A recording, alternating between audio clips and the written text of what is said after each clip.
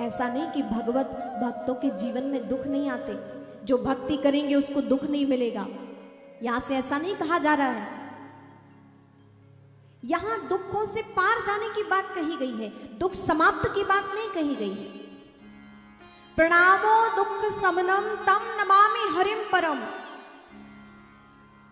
समन मतलब पूर्ण रूपेण नष्ट हो जाते हैं वे दुख जो परमात्मा को श्रद्धा पूर्वक प्रणाम करते हैं।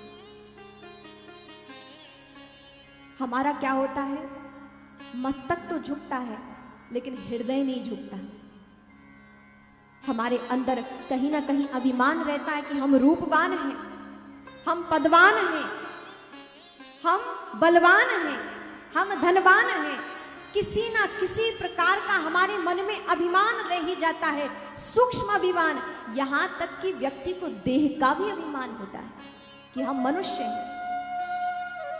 तो जितने प्रकार के जब तक जीव के अंदर अभिमान रहता है उसका हृदय झुक ही नहीं पाता है।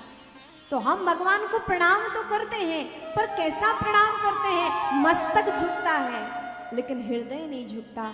और जब तक हृदय नहीं झुकेगा तब तक हमारे दुखों का समन कैसे होगा। होता क्या है कि अभी पूर्ण रूपेण नष्ट की बात कही, समन की बात कही गई है। अभी तो हमारे जीवन में दुख आते हैं तो सुख भी आता है, सुख आते हैं तो थोड़े दिनों बाद दुख भी आ जाता है। ये क्रम चलता रहता है, सुख दुख दुख सुख चलता रहता है। लेकिन पूर्ण रूपेण कब हमारे जीवन से दुख नष्ट हो जाते हैं, समन हो जाता है, जब तम नमामि हरिम परम। जब हम भगवान को प्रणाम करते हैं। कैसे? जब हम प्रणाम करते हैं तो दुखों का समन हो जाता है, सुख दुख से हम पार जाना सीख जाते हैं। और दुखों से पार जाने का तरीका कोई हमें बताता है तो वो है श्रीमद् भागवत कथा।